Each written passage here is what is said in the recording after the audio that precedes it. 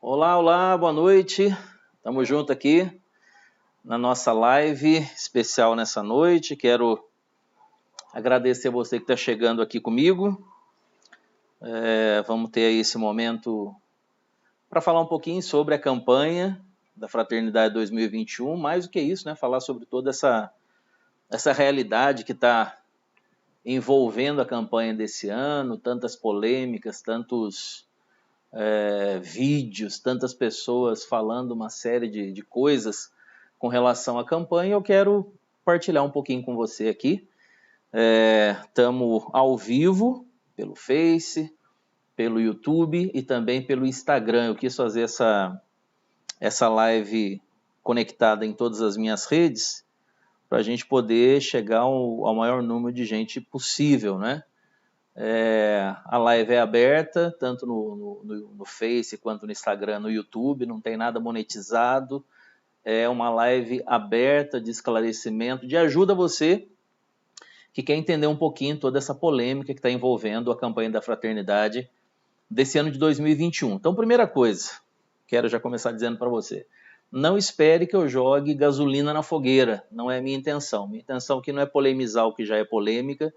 Minha intenção aqui não é ficar apontando o dedo na cara de ninguém, com o dedo em riste, agora atacando os bispos, atacando a igreja, atacando pastores, atacando a esquerda, atacando a direita. Não, essa não é a meta dessa live. Nessa live é para a gente realmente trocar uma ideia aqui, dialogar sobre pontos realmente muito complicados dessa campanha, mais do que dessa campanha. Do texto base, né? E eu vou me ater a alguns pontos aqui para ajudar você a entender um pouquinho o que está acontecendo, mas a ideia, primeiro, como eu disse, não é jogar gasolina na fogueira, né? Gente, para jogar gasolina na fogueira já tem de monte, infelizmente, na nossa igreja católica. Tem muita gente jogando galões e galões de gasolina em fogueira, onde a gente deveria, nesse momento, está tentando ajudar você, quem é formador de opinião, deveria estar tentando ajudar você a entender um pouquinho o que está acontecendo. Localizar você, sintonizar você nesse momento que a gente está vivendo no nosso país, na nossa igreja. Momento difícil, claro. Momento tenso, muitas vezes, claro. Mas é momento dos cristãos realmente mostrarem a que vieram, né? É hora da gente, que é cristão, realmente mostrar a que viemos, né? Então, primeira coisa é isso, não espere que eu jogue gasolina na fogueira. Segundo, como alguns colocaram aqui, eu acabo sempre levando em conta um pouquinho da imbecilidade humana, às vezes da ignorância humana, ignorância no bom sentido da palavra, se é que pode se encontrar algum nesse caso, né, e da imbecilidade humana, que é das pessoas que às vezes não têm conhecimento muito amplo do que está acontecendo, não me conhecem, não conhecem a minha história, não conhecem o meu histórico missionário, evangelizador, não conhecem o meu histórico político como parlamentar que fui por 4 anos na Câmara dos Deputados, e entram com comentários, volto a dizer, recheados de imbecilidade, de ignorância, como eu disse, no bom sentido, por não conhecerem, ignorância no sentido de não conhecer aquilo que estão criticando muitas vezes. Então, segundo ponto, primeiro, não vou jogar gasolina na fogueira. Segundo ponto, não vou passar pano também não vou ficar soprando nada, não vou ficar aqui colocando a peneira sobre o sol, não vou ficar também aqui tentando justificar o injustificável, né? Então, estou fazendo esse preâmbulo com você na live para você entender o que a gente vai fazer aqui, né? Então, primeiro, não vou ficar jogando gasolina na fogueira. A fogueira já está muito alta. Nós, cristãos, precisamos baixar um pouquinho a bola. Tem muita gente se arvorando aí como mestres, não é? Como profetas do Altíssimo, que querem denunciar o que os bispos comunistas ou os bispos direitistas estão fazendo. Não. Então, não é a intenção, né? A gente tem que ter um pouquinho de equilíbrio na hora que a coisa está fervendo. Segundo, não vou ficar passando pano, não vou tampar o sol com a peneira, e tenho bastante argumento para provar para você que tenho experiência no que eu vou falar, porque vivi essa situação de forma muito prática e concreta dentro da Câmara dos Deputados. Então, se tem alguém que tem um pouquinho de autoridade para falar o que eu vou falar, sou eu, né? Sei que muita gente tem falado sobre esses temas que eu vou tratar aqui, até se vestindo de doutores, né, com ternos e tudo mais, cheio de estantes de livros atrás e na frente, por tudo quanto é lado, se embasando em um monte de coisa, mas, na prática, não viveram essas situações. Então, a gente tem que colocar também as coisas nos seus devidos lugares. Eu vou falar da minha experiência, do que eu vivi a partir dessas temáticas que estão sendo tocadas na campanha da fraternidade, especialmente no texto base dessa campanha, né? Então, as duas coisas, para você ficar muito tranquilo. Aí, se você não quiser ouvir o que eu tenho para dizer com relação a tudo aquilo que está aí nessa polêmica com relação ao texto base, fica tranquilo, a live é muito aberta, a live é livre, né? Você fica se você quiser. Eu vi que teve uns 2 ou 3 espíritos de porco, colocaram nos comentários do Face, na postagem que eu fiz, dizendo que ia fazer essa live. Não vou assistir nada. Falei, beleza, amigo, você tem total liberdade. Você está aqui, não está aqui, você não quer estar, o problema é seu, não faz a diferença nenhuma. Quem não quer estar nessa live para ser informado, para poder entender um pouco o processo com relação a tudo isso que está acontecendo, dessa polêmica do texto base da campanha da Fraternidade Ecumênica 2021, beleza, você vai assistir novela, você vai assistir o que você quiser, fica tranquilo, ninguém é obrigado a estar aqui. Agora, se você estiver aqui, eu posso garantir para você, ao final dessa live, você vai sair dessa live com muito mais informação e embasamento para continuar amando a sua igreja, não tapar o sol com a peneira, mas também não querer ser mais um reformador, mais um Lutero dentro da igreja. A igreja tem muito Lutero, já teve, fizeram um estrago tremendo na igreja, continua tendo um monte de protestante católico querendo dividir a igreja, e não é o meu papel, e acho que não deve ser o seu papel também como cristão. Então vamos lá. Campanha da Fraternidade 2021 é algo que nós já temos desde 1961. Né? Então, ninguém inventou a campanha da Fraternidade agora. Tem um monte de católico desavisado, parece que está caindo de paraquedas na igreja agora, achando que a campanha da Fraternidade foi inventada agora. Esse tal de CONIC aí, essa pastora Home Bank, o presidente do CONIC, que é petista, visitou o Lula na cadeia, mas esses bispos vermelhos inventaram essa campanha da fraternidade ecumênica agora, que quer trazer ideologia de gênero para dentro da igreja, e começa a fazer aquele alarde todo. Não, ninguém inventou a campanha da fraternidade agora. A campanha da fraternidade é uma ação pastoral evangelizadora da igreja que nasceu lá em 1961. Aí tem quem diga que foi uma semente diabólica plantada pela teologia da libertação, no momento em que a igreja estava se afastando de Deus, dos sacramentos, caindo na apostasia. Bom, pense o que quiser, mas na prática, na verdade, a campanha da fraternidade nasceu no coração de 3 sacerdotes, que eram da Caritas, que é um organismo da igreja que trabalha, né, de forma direta com os menos assistidos, até os não assistidos, né, uma obra muito grande da igreja, que lá, em 1961, com esses 3 padres, eles já faziam um trabalho, né, de assistência social, porque isso é próprio da igreja, não tem como você condenar. Você vai querer condenar o trabalho social que a igreja faz, porque tem muita gente que condena, diz que isso é comunismo. Gente que trabalha com o pobre na igreja, gente que, a exemplo de Jesus, cuida daqueles que estão marginalizados. Tem muita gente que diz que isso é comunista. Bom, eu não vou entrar nesse mérito agora. Mas a campanha da fraternidade nasceu de 3 padres que, lá em 1961, quiseram fazer uma campanha, na época da Quaresma, para arrecadar fundos para assistência social, para fazer trabalhos assistenciais lá em Natal, no Rio Grande do Norte. Naquela época, Dom Eugênio Salles, ele era o secretário nacional de ação social da CNBB. Dom Eugênio Salles Cardeal, amicíssimo do Papa João Paulo II, foi amicíssimo da Canção Nova. O Padre Jonas tinha uma amizade muito profunda com o cardeal Dom Eugênio Salles. Quando a Canção Nova chegou no Rio de Janeiro, o Dom Eugênio, como era próprio de todos os padres, todos não, né? Claro, alguns padres, bispos, naquele momento, que não entendiam muito essa questão da renovação carismática católica e tal. Dom Eugênio, num primeiro momento, teve resistência, né, com relação à renovação, à própria comunidade, mas conhecendo, né, o Padre Jonas Abib, conhecendo a comunidade Canção Nova, e aceitando na sua arquidiocese a comunidade Canção Nova, ele se tornou um grande amigo da comunidade Canção Nova. Eu tive a oportunidade de, em vários eventos, estar com o Dom Eugênio Salles no Rio de Janeiro, junto com o Padre Jonas, e ver a amizade desses dois homens de Deus. E o Dom Eugênio Salles, o Padre Jonas sempre contava essa história, quando ele ia para o Vaticano, ele levava uma mão papaya para o Papa João Paulo II. Tamanha era a amizade que eles tinham. Então não era um esquerdista, um esquerdopata, entendeu? Um gaysista, não. E foi através desse homem de Deus que a campanha da fraternidade, em 62, ela então se expandiu. Né? E começou então a partir daí, a partir da visão, né, social do Dom Eugênio Salles, ela então tomou uma proporção maior, né?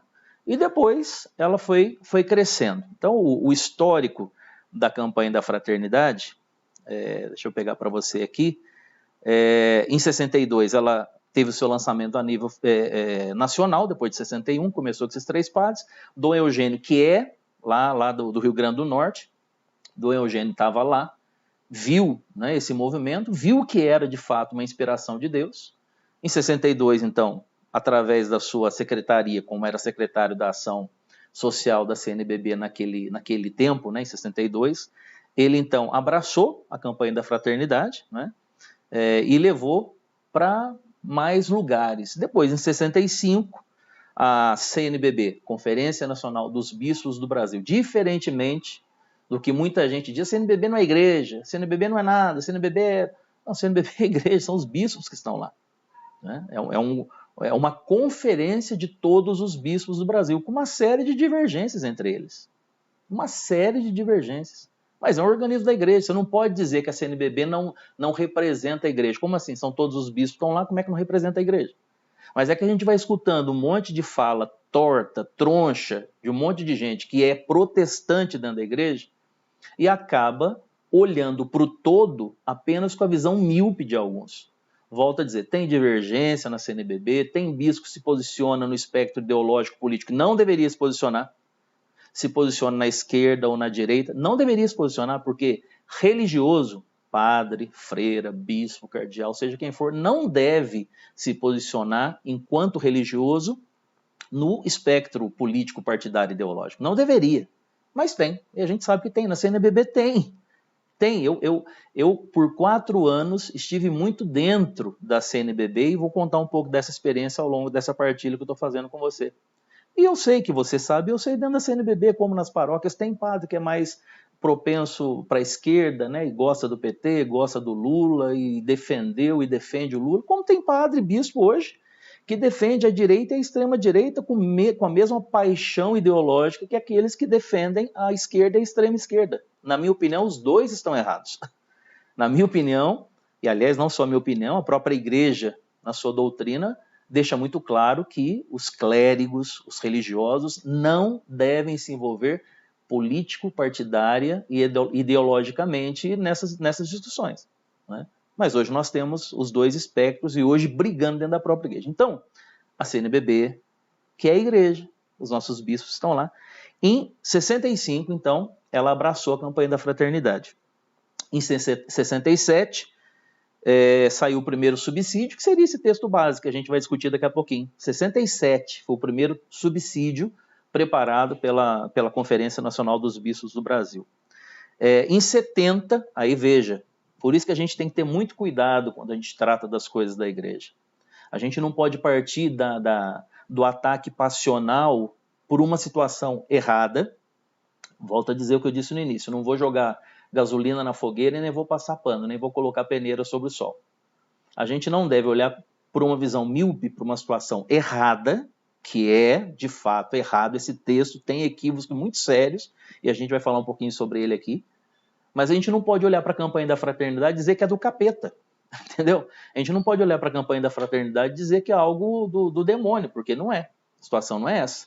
Nós precisamos ter cuidado. Então, veja o histórico que vem da campanha da fraternidade. Então, em 67, o primeiro subsídio, e agora escuta, em 1970, um ano antes de eu nascer, né, que esse ano eu vou fazer 50 anos, em 1970, o Papa da época enviou a mensagem de abertura da campanha da fraternidade, que é na quarta-feira de cinzas. Você sabe muito bem, você é católico. Na quarta-feira de cinzas, quando abre a campanha da fraternidade, o Papa, seja ele qual for, de 1970 para cá, todos os papas enviaram a mensagem de abertura da campanha da fraternidade. Então, é uma ação da Igreja Católica, aprovada pelos nossos bispos no Brasil, com as suas divergências, volto a dizer, sempre teve e sempre vai ter. Tem as divergências. E vou explicar por que daqui a pouco. Mas o Papa, lá em 1970, mandou a mensagem de abertura, ou seja, a Igreja, o Papa, chancelando a campanha da fraternidade. Então, a campanha da fraternidade não é do capeta, não é do capiroto, não é do diabo, tá? A campanha da fraternidade é uma ação evangelizadora pastoral que leva os cristãos católicos, faz como uma proposta para os cristãos católicos terem um gesto concreto na época da Quaresma. Essa é a função da campanha da fraternidade. Tá? Então vamos lá. 70, o Papa envia a mensagem de abertura. Aí em 2000, foi a primeira campanha da fraternidade ecumênica, que é essa birosca toda que está na discussão no momento. Quando foi que começou? 2000 foi a primeira campanha da fraternidade ecumênica. E aí depois disso, de 5 em 5 anos, mais ou menos, é quando acontece a campanha da fraternidade ecumênica, que é o que a gente está, no caso, nesse ano de 2021, vamos dizer, celebrando, né? A campanha da fraternidade 2021 ecumênica. Então, com esse histórico até o ano 2000, eu quero inicialmente fazer você entender que por mais que pessoas, grupos, entidades, institutos, centros de formação digam que a campanha da fraternidade é do capeta, isso é uma mentira do próprio capeta, uma mentira diabólica. É uma ação da igreja focada na evangelização, na ação pastoral, focada no gesto concreto. Esta é a finalidade básica da campanha da fraternidade. Aí você me diz, mas por que a campanha da fraternidade só trata de coisa política? Exatamente por isso, porque a proposta da campanha da fraternidade visando a área social, ela faz com que a gente tire a visão da realidade simplesmente eclesial, comunitária, para olhar para a realidade social. Ou seja, na Quaresma, nós temos a oportunidade, porque daí sim é a espiritualidade, é a dinâmica própria da igreja para a Quaresma. O jejum, a esmola, né? Penitência, oração, conversão, são as dinâmicas próprias da Quaresma. A campanha da fraternidade faz a gente viver tudo isso, porém com o olhar para a sociedade. Então a gente vive a dinâmica eclesial, a gente vive a dinâmica comunitária, e isso nos faz transbordar com o olhar social, um olhar para a realidade que todos nós estamos inseridos, que nós vivemos a realidade eclesial dentro da igreja, vemos a realidade comunitária, né, como irmãos e irmãs, irmanados na mesma fé, então a realidade eclesial, a realidade comunitária, e a realidade social, todos nós estamos inseridos na sociedade, nós vivemos na sociedade, temos todas as realidades que nos tocam no dia a dia, no trabalho, na escola, no ônibus, na rua, na TV, em tudo, é a realidade social que a gente está inserido.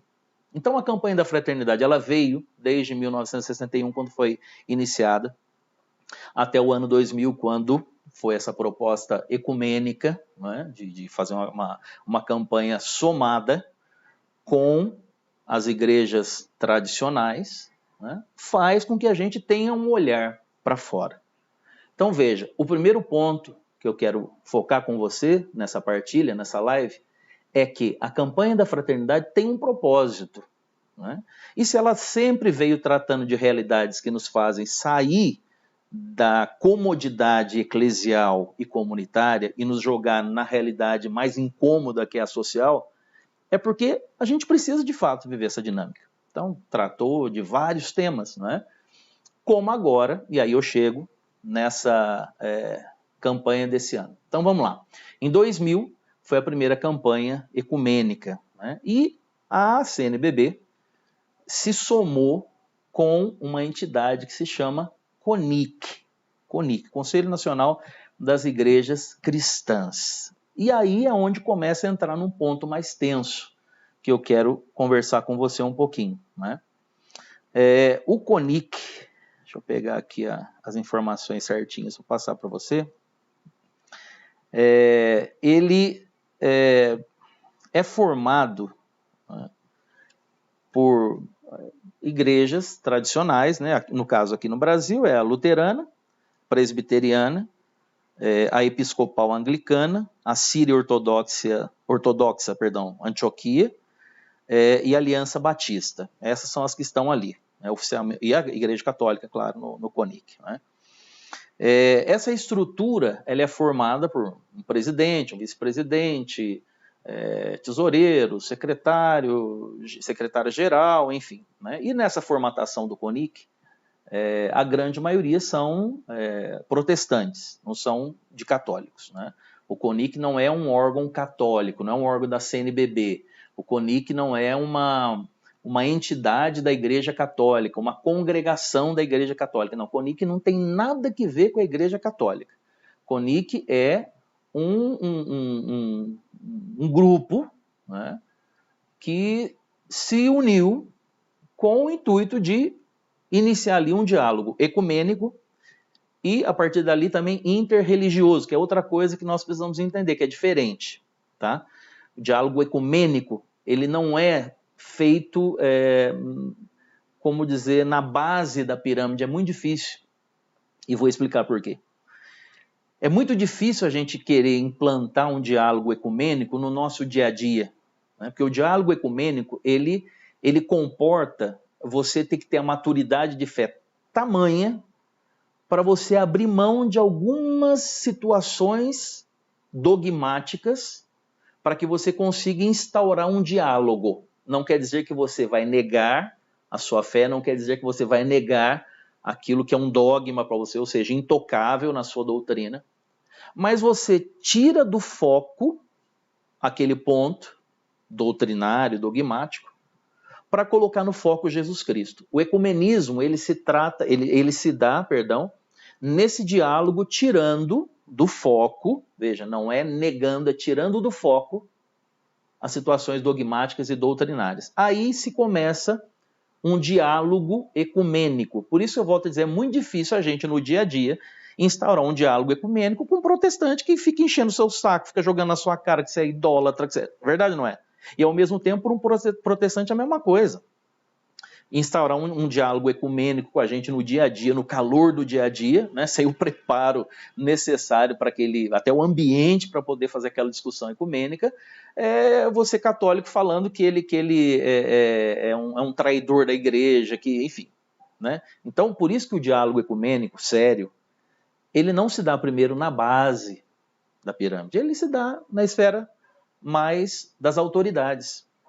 Então, o CONIC, né, e aí a Igreja Católica entrou nesse grupo para ter esse diálogo. Essa é a proposta positiva. Assim como eu falava da campanha da fraternidade, né, eu estou dizendo agora do CONIC, a proposta é positiva.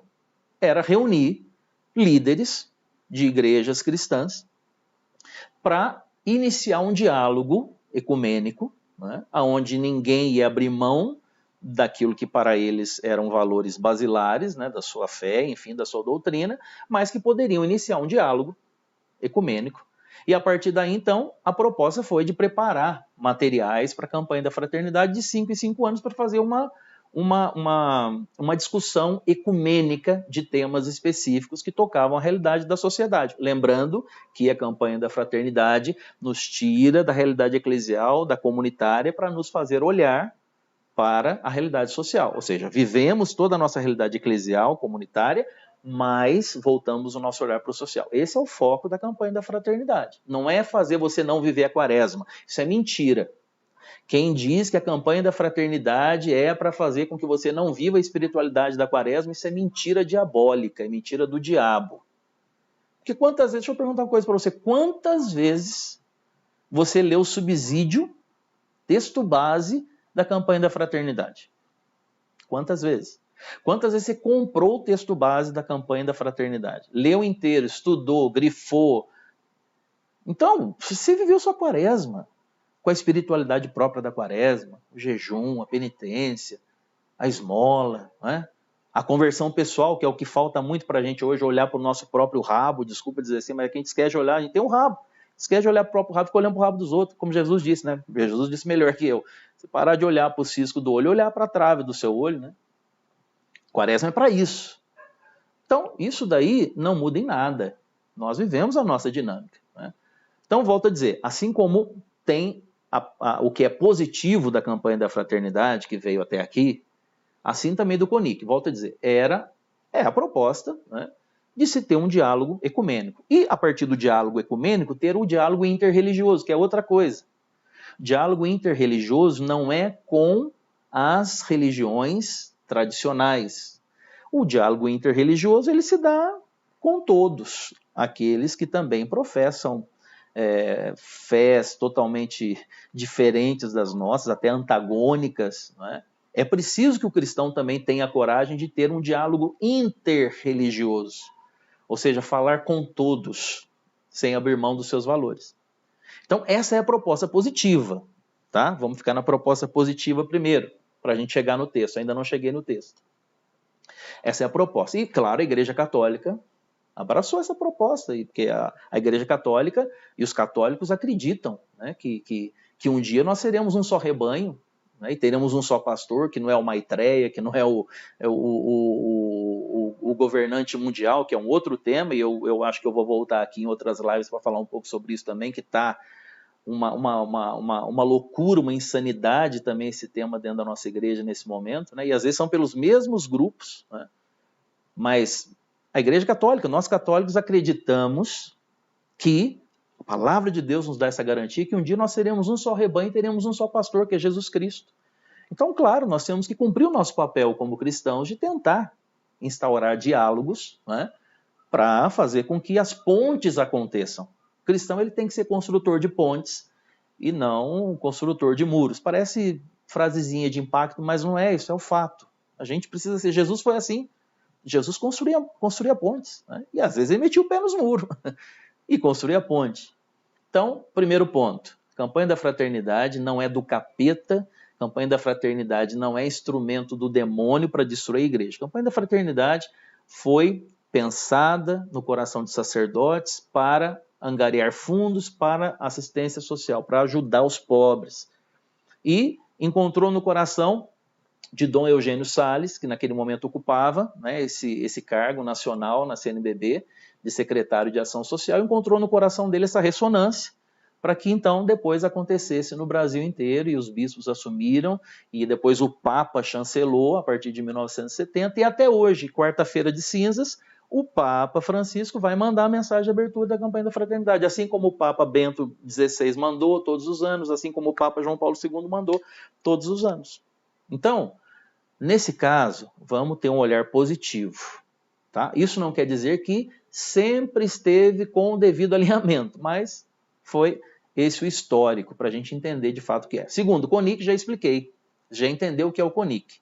E aí eu entro naquilo que para mim é um pouco complicado dessa situação do CONIC. Né? Eu, enquanto deputado, para quem não sabe, eu fui deputado federal eleito aqui pelo estado de São Paulo entre 2015 e 2019. 4 anos, claro, o mandato. E nesse tempo, especialmente, eu posso dizer que eu estive muito perto da CNBB, ouvindo muito e falando bastante também, discutindo, apresentando críticas, ouvindo muitas vezes e sendo convencido de que naquele momento eu estava, quem sabe, equivocado, mas em outros momentos eu não estava e levava essas críticas sempre de forma muito respeitosa para dentro da CNBB. Mas eu também convivi com o CONIC. Eu pude conhecer um pouco do que é o CONIC, especialmente da pessoa que está por trás desse texto, que é a pastora luterana Romy Benck. Né? Eu quero falar primeiro do presidente. Aqui eu não quero de forma alguma macular a imagem dessas pessoas. Eu quero falar da experiência que eu tive especialmente com a pastora Romy Benck. Mas é algo que está nas redes, né? Se você vai ver, por exemplo, o presidente do CONIC, né? Desculpa, são nomes difíceis, o Inácio Lenk, né? Ele é um militante, né? Político, partidário ideológico. Isso está nas redes. tá para todo mundo ver, né? Não sou eu que estou inventando nada. Então, o presidente do CONIC é alguém que tem um alinhamento político, partidário, ideológico de esquerda, né, e quem sabe até de extrema esquerda, visitou o Lula na penitenciária em Curitiba, fez um vídeo depois disso, falando uma série de coisas, que eu não vou repetir aqui, mas que, a meu ver, não contribui para um diálogo ecumênico um presidente, né, do Conselho Nacional das Igrejas Cristãs ter a sua posição político-partidária ideológica explícita dessa forma.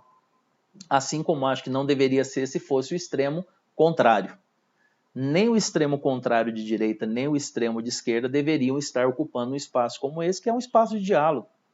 E se você já se posiciona de forma político-partidária ideológica, sendo um religioso, como é um pastor, né, e ocupa um cargo onde se exige o máximo de diálogo religioso, né, e temáticas que tocam em valores, moral, costumes, eu vejo muito complicado, muito sério, né? Assim como fiz a crítica, por exemplo, com relação à Comissão Justiça e Paz, né? A Justiça e Paz é uma comissão da CNBB, não são os bispos, a Comissão Justiça e Paz da CNBB, é bom que você entenda, quem sabe você não sabia disso, não é composta de bispos, a Comissão Justiça e Paz é composta principalmente por leigos, normalmente tem um padre, que é quem coordena, né? E fiz também várias vezes críticas diretamente a eles, sentado na mesa com eles, dentro da CNBB, com os membros da Comissão Justiça e Paz. Porque eles eram os que redigiam notas, muitas vezes, da CNBB e deixavam claro ali posicionamentos político-partidários ideológicos. E eles assumiram diante de mim, muitas vezes, esses posicionamentos. E, nas 99% das vezes, posicionamentos de extrema esquerda. Militantes, inclusive, de partidos, mas que nem por isso eu apontava o dedo na cara dessas pessoas, eu gritava com essas pessoas, eu expunha essas pessoas, não, eu levava até eles a minha crítica. E ali nós discutíamos, assim como a palavra diz, se você tem alguma coisa contra o seu irmão, vai até ele e discuta com o seu irmão, aponte as situações, enfim, se você ganhar, se você conseguir convencer aquele seu irmão, você ganhou ele para Deus. Ótimo, eu fazia cumprir esse preceito evangélico na minha vida como parlamentar. Então, da mesma forma, como na Comissão Justiça e Paz ainda tem pessoas com alinhamentos político-partidários e ideológicos, no CONIC igualmente. A vice-presidente do CONIC é outra pastora, também esposa de pastor, que tem vários vídeos, fartos vídeos na internet, onde essa senhora tem a sua militância partidária ideológica de esquerda. No PT, por exemplo, né? O PCdoB e tantas outras realidades dessa forma. Então, claro, ela tem total direito de ter a sua opção político-partidária ideológica. Agora, enquanto vice-presidente do CONIC, eu vejo que é sério, porque essa pessoa, assim como o presidente, ela vai ser responsável por uma série de situações que vão tocar em valores, em costumes, em moral próprio das religiões, e essa pessoa vai ter um posicionamento político-partidário ideológico. Então, aí eu vejo com muita preocupação essa situação. E aí eu chego, então, na pastora Homebank, né? E especialmente dela eu posso dizer de forma mais contundente e concreta. Convivi com essa senhora na Câmara por 4 anos. Estive com ela no congresso LGBT que aconteceu na Câmara, e nesse ano eu consegui romper a barreira, consegui estar naquele congresso, porque o congresso era da Câmara, ele era aberto, e eu fiz um movimento para que pudesse estar naquele dia lá, ainda que com críticas e recebendo xingos e tudo mais, foi no auditório da Câmara, né? Me esqueci agora o nome do auditório, o mais famoso, o maior lá da Câmara, e estive lá, e essa senhora estava, a pastora Homebank, e ali eu fiquei estarrecido de ver o discurso dessa mulher, né? Porque em nome da religião, porque ela falava como religiosa, ela defendeu o aborto, a descriminalização do aborto. Essa pastora ali naquele congresso e em outros lugares, mas especialmente ali naquele congresso LGBT, ela defendeu a união homossexual, o casamento gay, E como religiosa ela estava defendendo, não era uma cidadã comum, era uma religiosa. Ali estava a pastora Holmbank falando naquele momento.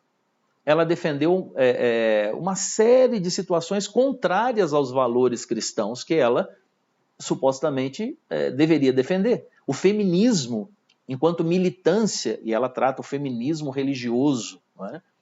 O empoderamento feminino enquanto feminismo religioso, o direito reprodutivo da mulher. Essa mulher defendeu tudo isso ali, naquele momento, como religiosa, como pastora luterana. E ela é a secretária-geral do CONIC. Né?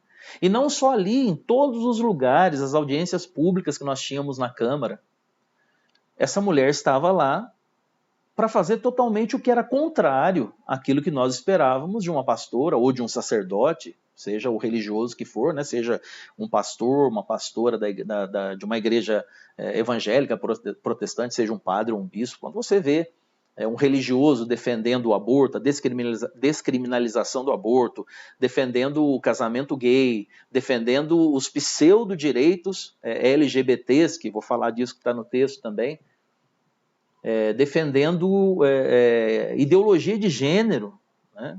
A teoria de gênero, essa mulher ela defende com unhas e dentes. E é uma pastora luterana, secretária-geral do CONIC. Então, eu quis trazer essas três situações, não vou adentrar nos outros membros, né? Tem inclusive um padre também e tal, mas a maioria são protestantes, que estão no comando do CONIC.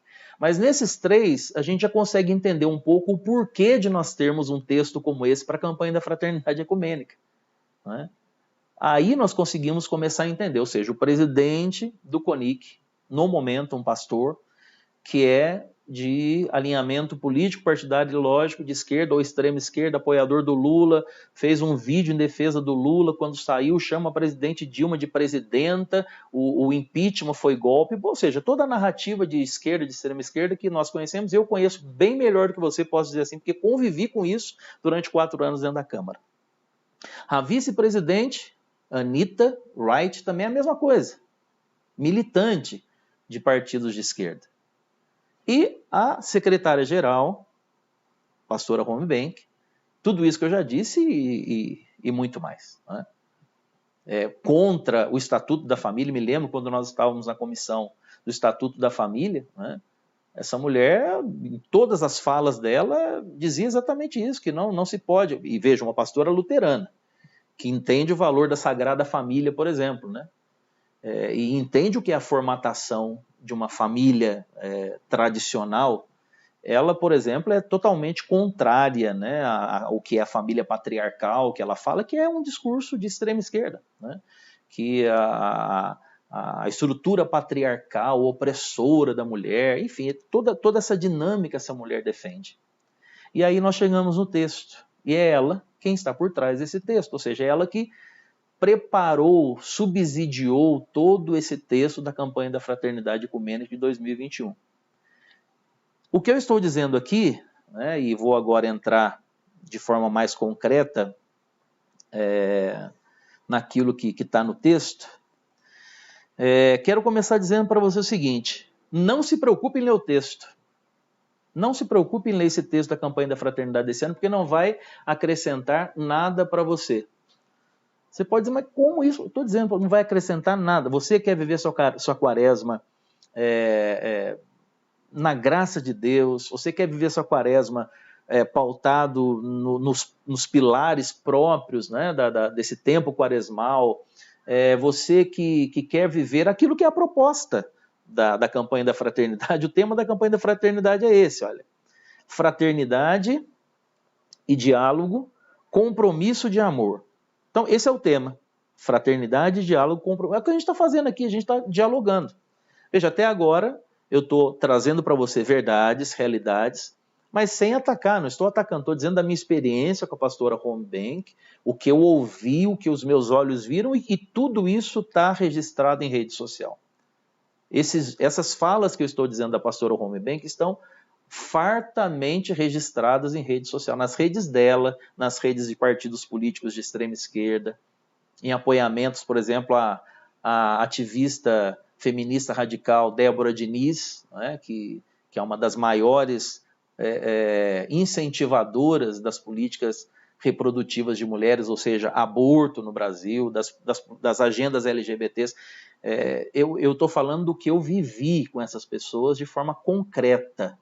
Então aqui eu estou tentando instaurar primeiro com você, porque não adianta a gente querer fazer ecumenismo fora da igreja, se dentro da igreja está, desculpa dizer, está essa zona que está. Essa bateção de boca, todo mundo atacando todo mundo. Eu não estou atacando ninguém aqui, não estou atacando bispo, não estou atacando padre, não estou atacando o organismo de igreja, eu estou falando de experiências concretas vividas com respeito com essas pessoas. Eu falei da Comissão Justiça e Paz, estou dizendo aqui porque todos eles, se chegar esse vídeo a qualquer um deles que estavam naquela época em que eu fui deputado, eles vão confirmar tudo isso que eu estou dizendo.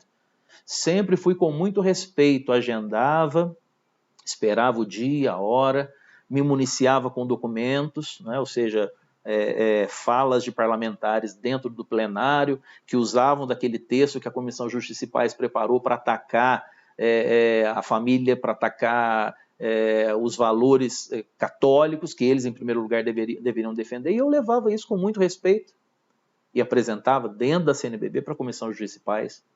Inúmeras foram as reuniões que eu fiz com bispos, com o presidente da CNBB, com o secretário-geral da CNBB, com o vice-presidente da CNBB, enquanto deputado, de forma respeitosa, tranquila, ia, apresentava, ora a gente às vezes dava uma fervida um pouco, acalorava um pouco a discussão, mas eu sempre me lembrava do meu lugar, né? Não, eu tenho que respeitar, primeiro por educação, isso de berço, sempre respeitei os mais velhos.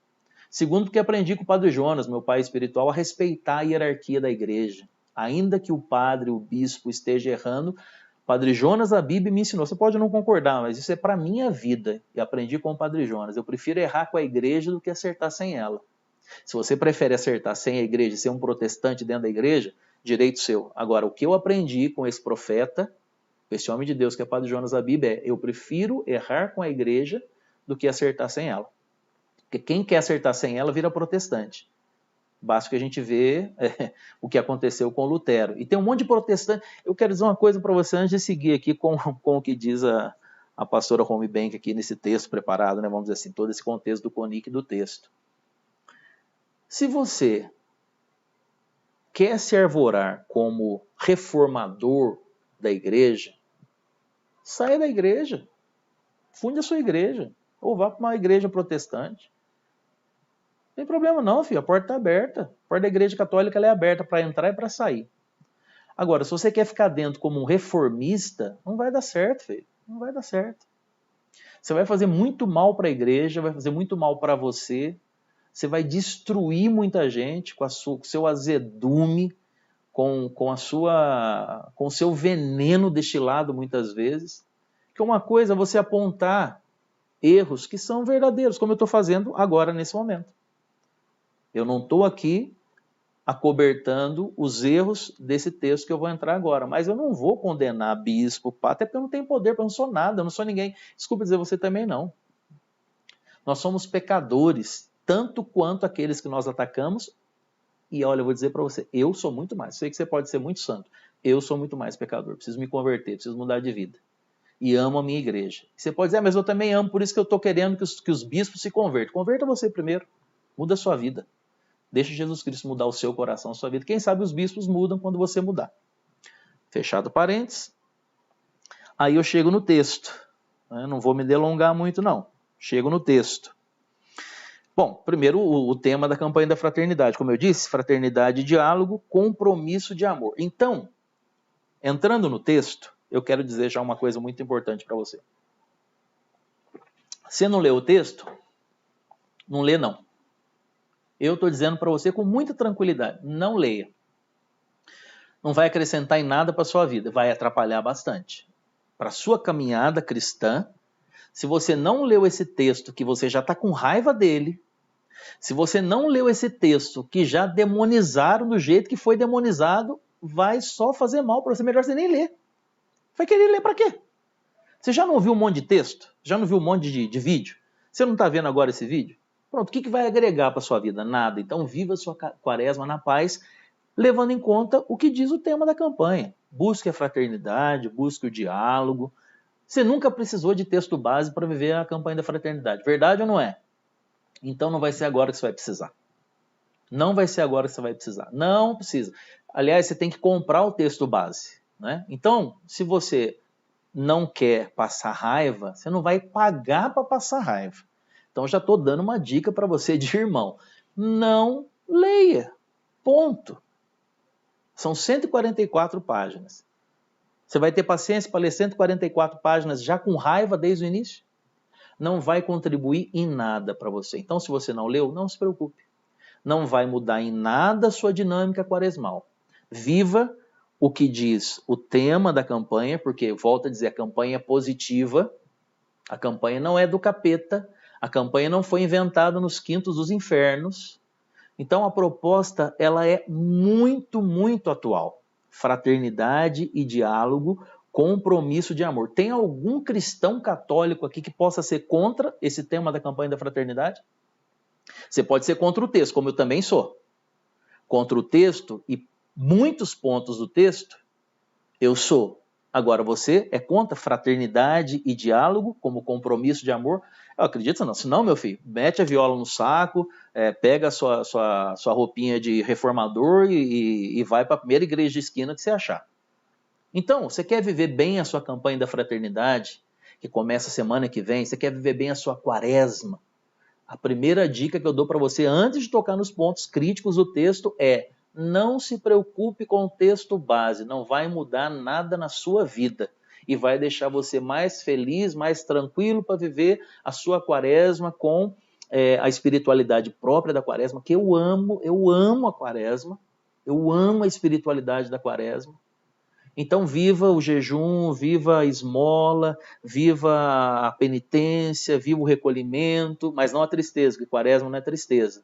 E olhando para a campanha da fraternidade que nos põe como proposta fraternidade, diálogo, compromisso de amor. Ponto, tá? Não se preocupe, não gaste dinheiro com texto base, não leia o texto base e ponto, viva a sua quaresma. Bom, por que eu digo isso?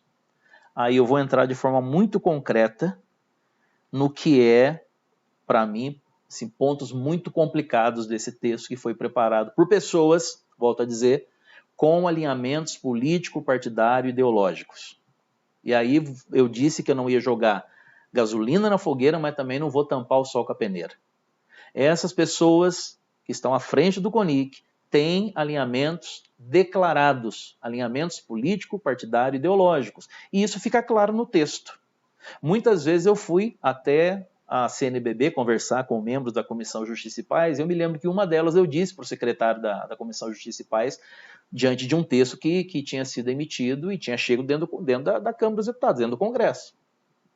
Eu coloquei o texto diante dele, coloquei vários artigos, né, de jornais, enfim, de agências, coloquei, me lembro, pelo menos uns 5 discursos de deputados PCdoB, PSOL, PT, coloquei na frente dele e disse, olha, com todo respeito eu digo para os senhores, lá na Comissão de Justiça e Paz, com todo respeito eu digo para os senhores, eu não sei quem foi que escreveu esse texto, se está aqui entre nós quem escreveu o texto, não sei, de fato não sei, mas eu sei dizer uma coisa para os senhores, quem escreveu esse texto deixou muito claro aqui a cor da sua ideologia partidária.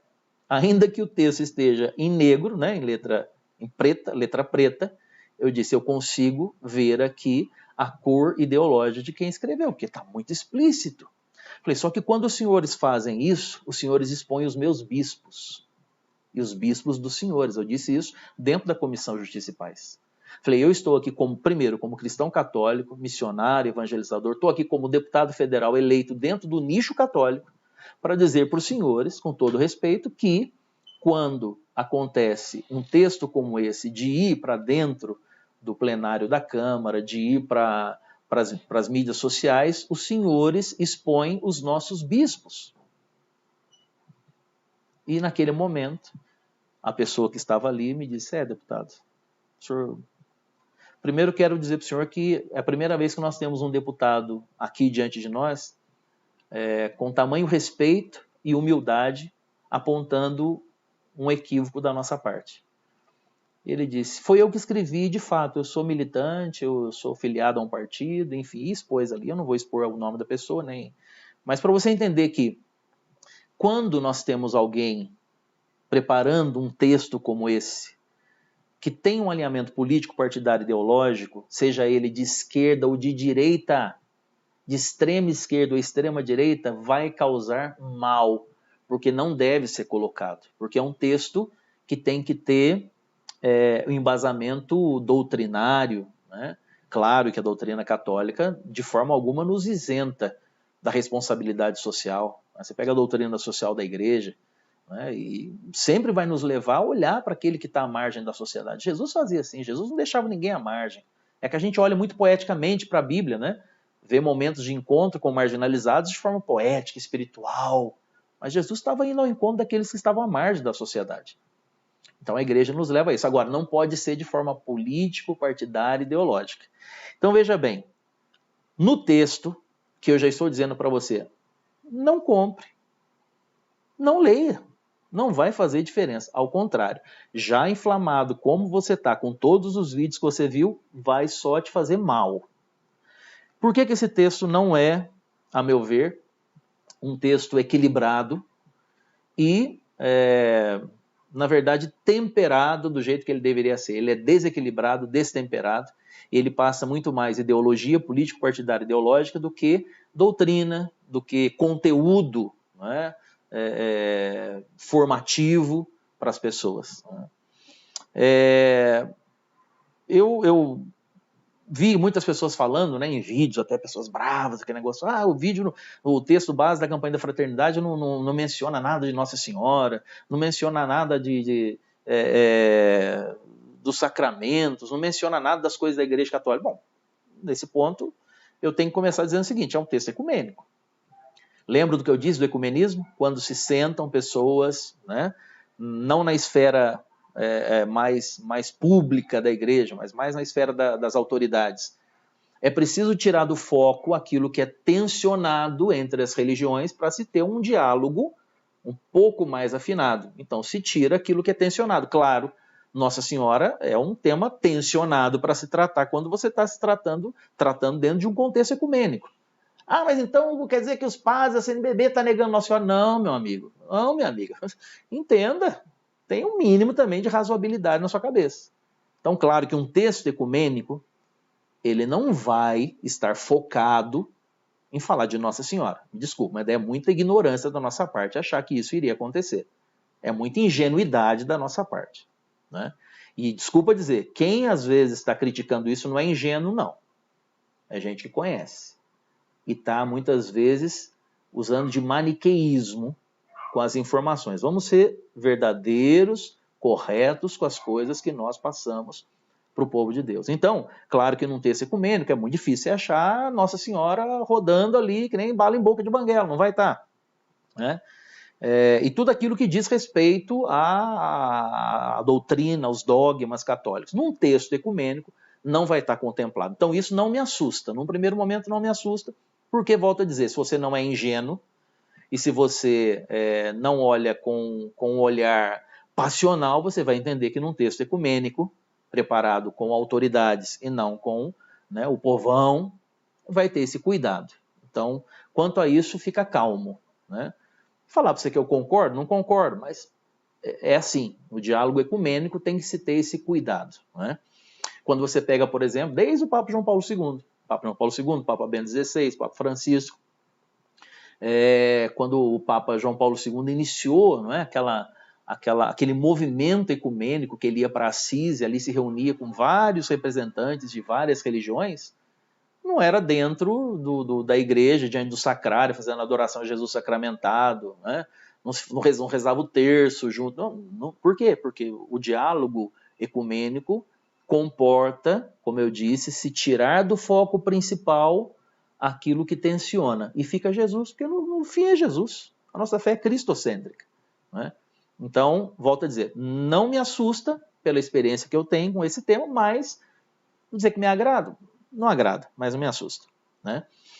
E aí no texto, porque, volto a dizer, ele é totalmente preparado, e veja, ali não tem também ninguém ingênuo por trás desse texto, não. Tem uma engenharia para poder desconstruir coisas, desconstruir ideias, desconstruir doutrinas, inclusive, tentar uma reengenharia ali por trás desse texto para tentar minar valores, fundamentos cristãos e católicos, né? Então, por exemplo, no texto fala da Marielle Franco, a vereadora do Rio, né, que foi assassinada. Crime brutal, isso é indiscutível, crime brutal. Né? Ela, inclusive, o motorista também, o Anderson, esqueci o sobrenome, mas o Anderson e a Marielle, não é? Crime brutal. Né? Isso, fosse o que fosse, seja de extrema esquerda, extrema direita, não sei de nada, isso é brutal. Então, esse não é o ponto. Agora, colocar num texto como sendo uma mártir, né? Uma pessoa que tem que ser levada aos altares, aí está o erro ideológico, porque a extrema esquerda olha para ela assim. Os cristãos vão olhar, né, com compaixão e querer justiça. Isso é o que eu quero, justiça. Até hoje não fizeram. Até hoje não acharam quem foi o mandante, o assassino. Então, é injustiça com ela e com todos os outros que foram assassinados no Rio de Janeiro. E, inclusive, com todos os outros que foram assassinados no Brasil inteiro, inclusive aqueles que defendem os mais vulneráveis, claro. Agora, não é o caso, não é colocar a vereadora Marielle Franco no altar como mártir, né, porque defendia a agenda LGBT. Espera lá. Então isso, para mim, é um grande equívoco desse texto. Né? O outro equívoco é exatamente se tratar as religiões de matriz africana como sendo... Primeiro, como sendo dentro do diálogo ecumênico, que não é. Nós não dialogamos com religiões de matriz africanas, como nós dialogamos com religiões, como se diz, tradicionais. Né? Respeitamos, a Igreja Católica, aliás, é a que mais respeita. Veja bem, na Câmara, eu me lembro que naqueles 4 anos, o tanto que atacavam a Igreja Católica, o tanto que atacavam pessoas de religião matriz africana lá dentro, deputado, deputada, deputado Jean Willis, por exemplo, né, se dizia católico, se dizia do candomblé, da Umbanda, tudo junto, né? E a deputada Érica Cocai, também declaradamente da Umbanda, e como essas pessoas me atacavam a igreja me atacando, me atacavam atacando a igreja. E eu sempre dizia para eles, olha, a Igreja Católica é a que mais respeita. E sabe por que ela mais respeita? Não é pelo discurso simplesmente, não.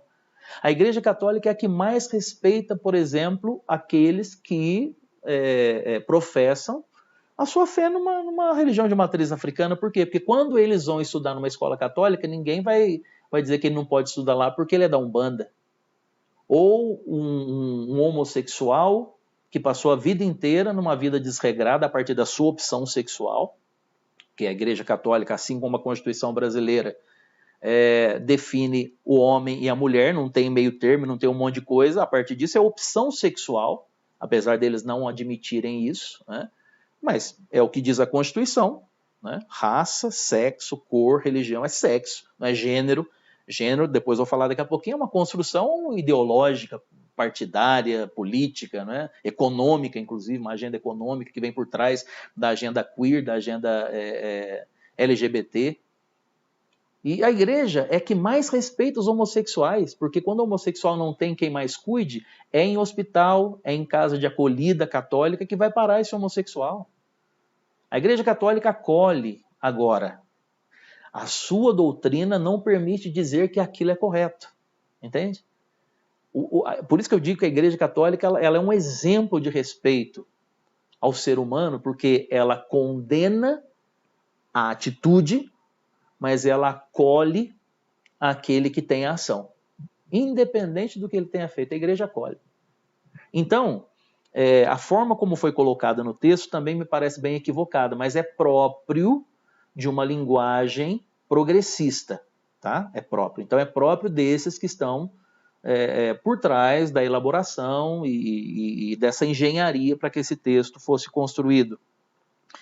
A ênfase que tem, né, em tudo que eu vi do texto, né, a ênfase no vocabulário e na pauta política progressista, de extrema esquerda, que eu ouvia o PSOL, o PT, o PCdoB, né, o Cidadania, e partidos assim, PDT, ao longo dos 4 anos, nas comissões, nas audiências públicas, é a linguagem. É uma linguagem progressista, não é uma linguagem clerical, não é uma linguagem religiosa. Isso é uma linguagem própria de um militante político partidário ideológico. Isso está no texto, né? Temas como racismo, feminicídio, como eu disse, a liberdade religiosa com essa ênfase nas religiões de matriz africanas, não é? Até essa valorização daquele culto, né? Não, isso nós não valorizamos, nós como católicos não valorizamos. E nós como cristãos, de uma forma geral, nós não valorizamos. Aquilo para nós é totalmente contra a nossa doutrina. Nós respeitamos. E como diz no texto, para eu respeitar uma mãe de santo, eu não tenho que ir lá plantar uma árvore com ela. Não é assim que eu respeito uma mãe de santo. Eu respeito ela vivendo a realidade dela, eu vivendo a minha.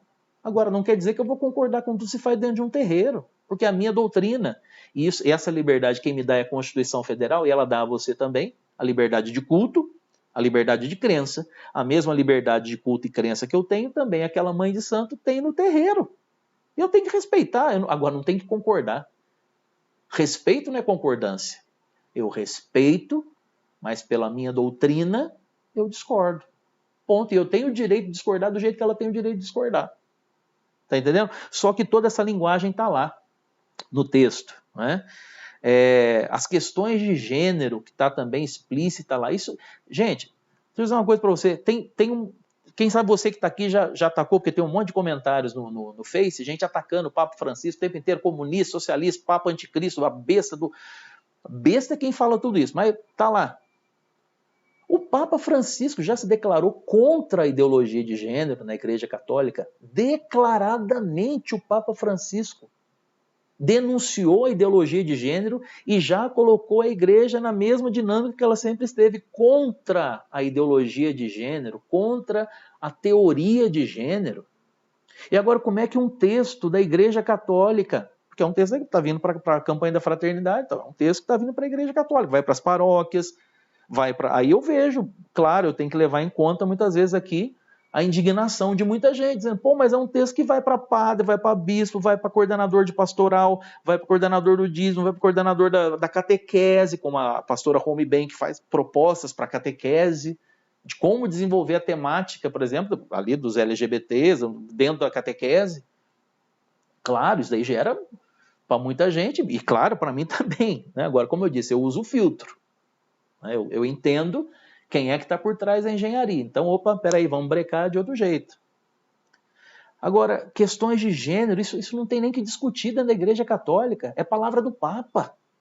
O Papa Francisco já se posicionou contra a ideologia de gênero. Então, a pastora Home Bank, o seu grupinho, está totalmente equivocado em querer enfiar a goela abaixo dos católicos as questões de gênero, porque nós não acreditamos em questões de gênero. Nós acreditamos, como ela diz, por exemplo, né, temos que problematizar as questões de gênero. Essa é uma falinha típica de extremista, de extrema esquerda, militante de extrema esquerda. Temos que problematizar a família patriarcal. Isso é fala da pastora Home Bank, dessa que está por trás, junto com essa equipe que organizou esse texto, que para mim, volto a dizer, cheio de equívocos. Temos que problematizar a questão da reprodução da mulher, temos que problematizar as questões de gênero. Não tem questões de gênero para católico. Entende? Aqui não é discriminação, mas para nós não tem. E vou dizer, o Papa já disse que isso não é de Deus, e muito menos é para cristão ficar entrando em discussões de gênero. Não, gênero para nós é só alimentício, ou então na língua portuguesa, né? Que é isso da língua portuguesa, gênero masculino e feminino. Tá lá, ponto. Agora a gente brincava lá na Câmara, tinha hora que a gente até falava, para mim nem gênero alimentício passa aqui em projeto de lei. Eu dizia isso. Nem gênero alimentício vai passar em projeto de lei aqui. E eu vou dizer uma coisa para você.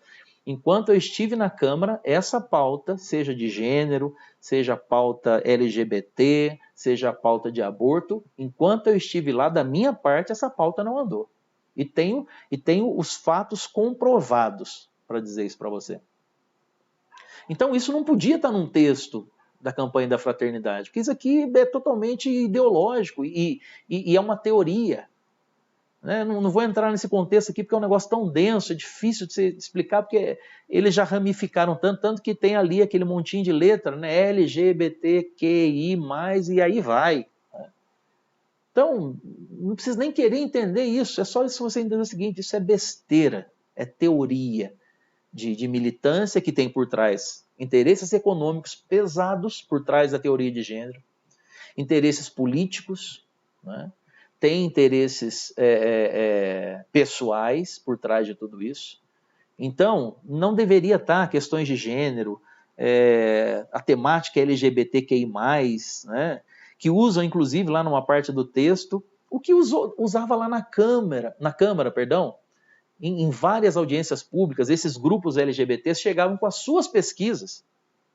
As suas pesquisas, como os outros sindicatos, eles chegavam na Câmara como sindicatos. Por exemplo, sindicatos petroleiros, quando foi ter uma votação de petroleiros, o sindicato petroleiro chegava com pesquisa feita por eles mesmos, para falar que eles precisavam que fosse aprovado aquele projeto. Aí os LGBTs chegam lá dentro da Câmara, esse grupo, por exemplo, do LGBT da Bahia, chegava lá com os dados deles para dizer que os homossexuais, as lésbicas, os trans, os travestis, são mortos por intolerância religiosa. E aqui nesse texto, preparado pela pastora Homebank e por todos os outros, eles tratam, inclusive, né, os religiosos de intolerantes. Opa, peraí, aí eu tenho que fazer uma pausa. Peraí, pastor, pera lá, pé no freio, vamos devagar com a coisa aí. Você vai entrar dentro da minha casa para me atacar, que é o que ela está fazendo nesse caso. É o que esse grupo faz, entra dentro da nossa casa, a Igreja Católica, para nos atacar, nos chamando de intolerantes, porque LGBT quer ter mais direito do que uma pessoa normal. Isso é ser intolerante? Porque é contra isso que eu brigava na Câmara. Opa, peraí, um trans, um travesti, um gay, uma lésbica, uma mulher, um homem, um idoso, uma criança, todo mundo é igual perante a lei. Isso é o que diz a Constituição Federal. Então, o LGBT não tem que ter mais direito que um homem, que uma mulher, ou que um idoso e uma criança. Está todo mundo igual perante a lei. Ah, não, mas porque ele é LGBT, ele tem que ter direito a fazer tudo que um hétero faz. Não, o hétero não pode fazer tudo uma mulher não pode fazer tudo que um homem faz, um homem não pode fazer tudo que uma mulher faz. Cada um tem a sua dinâmica própria. Não é que um é mais, outro é menos. Cada um tem a sua dinâmica própria dentro da sociedade. Ah, muita coisa precisa ser superada? Claro que precisa ser superada. Aí sim a sociedade machista que a gente tem, uma coisa cultural, tem que ser quebrada muita coisa. Claro que tem, ninguém é ignorante a esse ponto. Agora, só que usam disso para tentar implementar uma agenda. E aqui nesse texto está muito claro isso, né? E para mim uma das coisas mais complicadas, além de todas essas que eu já disse, não vou entrar em outros pontos, que é muita coisa, né? Mas é quando toca na questão, e aí volta a dizer, posicionamento político, partidário, ideológico escrachado, escarrado na nossa cara, que é quando fala, por exemplo, do fechamento das igrejas, né? Quando chama de lobby religioso aqueles que tentaram manter as igrejas abertas. Olha, eu vou falar para você, tem muita coisa que eu achei errado nesse tempo de pandemia. Mas se tem uma coisa que eu achei errado, foram as igrejas se fecharem.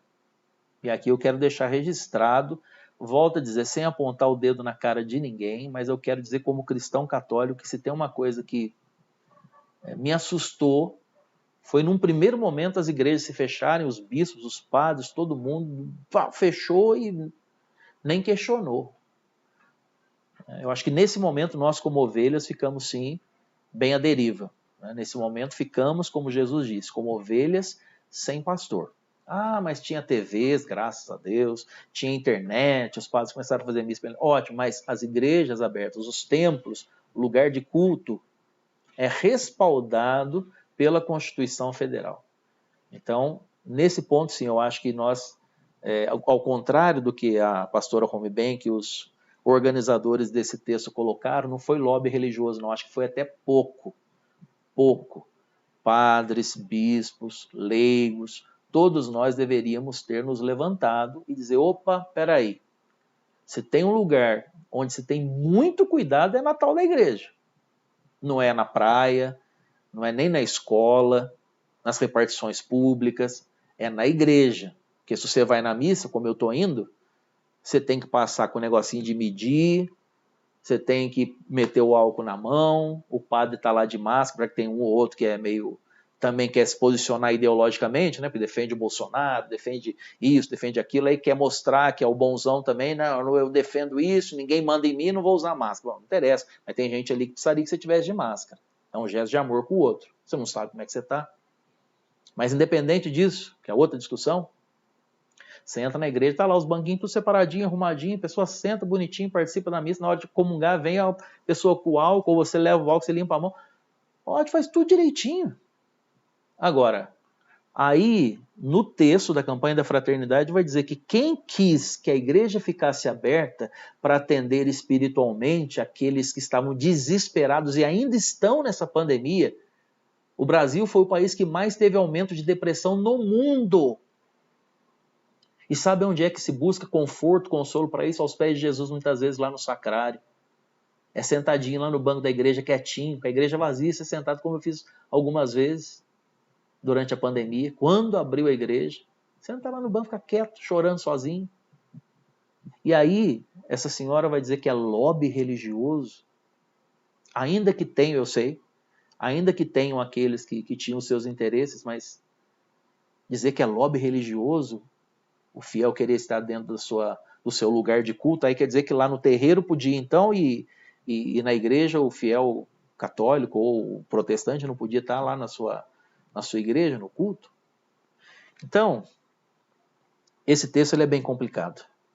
Eu disse no início, já caminhando para o fim agora, porque passou até mais do que eu queria, mas eu queria ser muito, muito pedagógico com você nessa live, porque eu estou vendo que a coisa está muito inflamada, muita informação vinda como sendo a verdade plena, não é? Verdade plena, porque são os doutores da igreja, os modernos doutores da igreja se posicionando contra os bispos infiéis, contra os padres apóstatas. Então eu queria ser muito pedagógico na minha simplicidade, mas na minha experiência como ex-parlamentar, como evangelizador já há 34 anos, como filho do padre Jonas Abib, que vivi do lado dele, né, e volto a dizer, trago essa experiência para essa live que eu estou trazendo, né, esse amor pela igreja, o desejar permanecer na igreja, assim como São Francisco.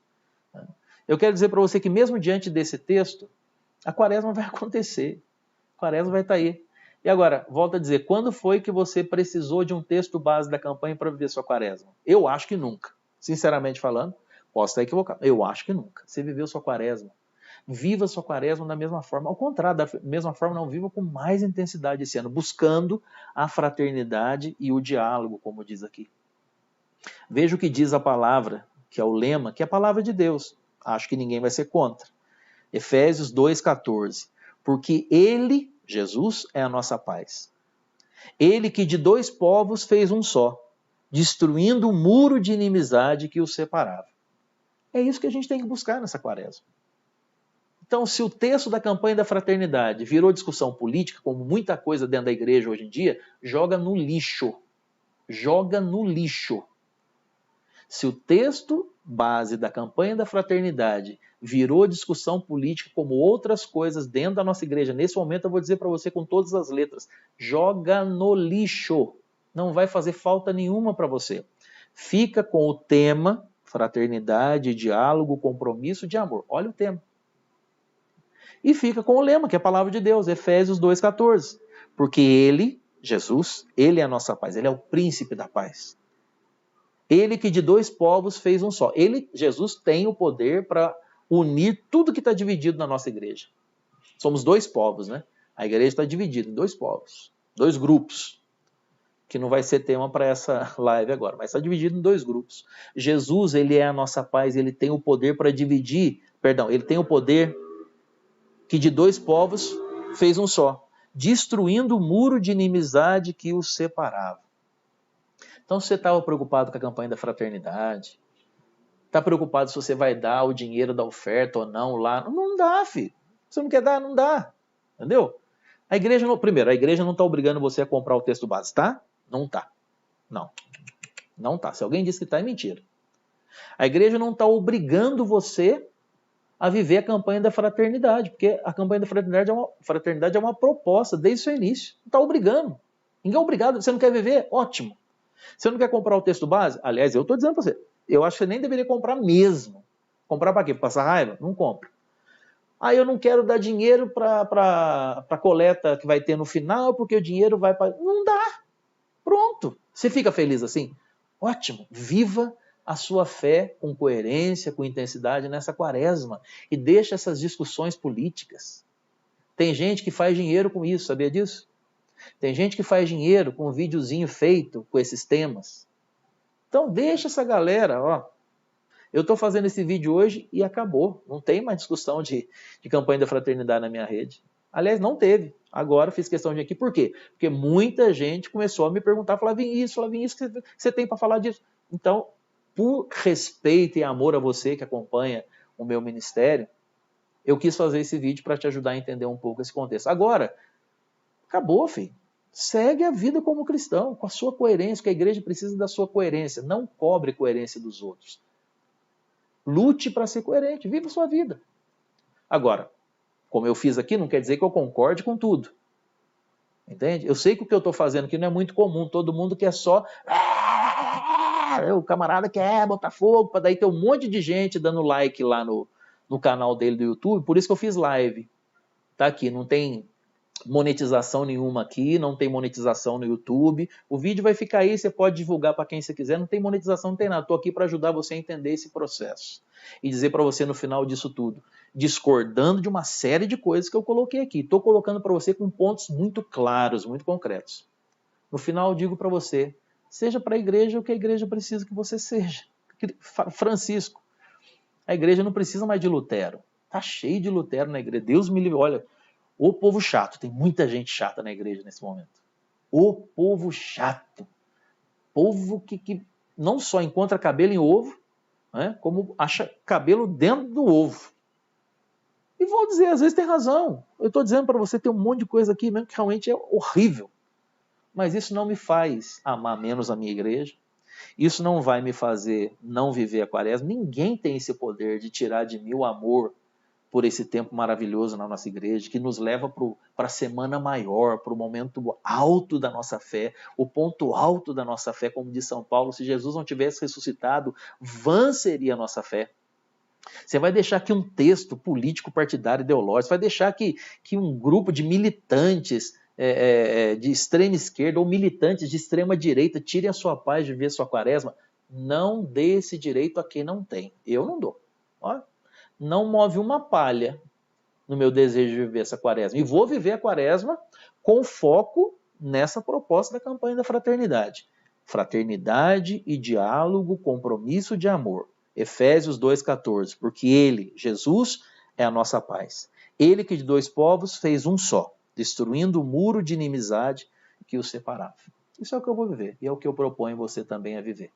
Sobre o texto da campanha, é isso. O resto, filho, é você só gastar tempo se você quiser ficar buscando mais pelo em ovo. E quem procura acha. Vai mudar a sua vida? Vai. Pode ser que você deixe sua fé, você aí sim apostasia, esfria sua fé, ou se torne um justiceiro dentro da igreja. Nenhuma coisa nem outra resolve nada.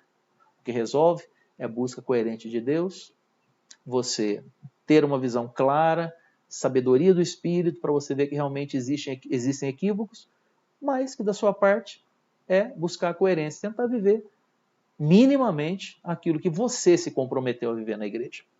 Restaurando a igreja com a sua vida, com a sua coerência de vida, com a sua oração. Reze pelos nossos bispos, reze pelos nossos padres, reze pelas autoridades da nossa igreja, reze pelas autoridades do nosso país, não de forma passional, ideológica, reze por todas as autoridades do nosso país.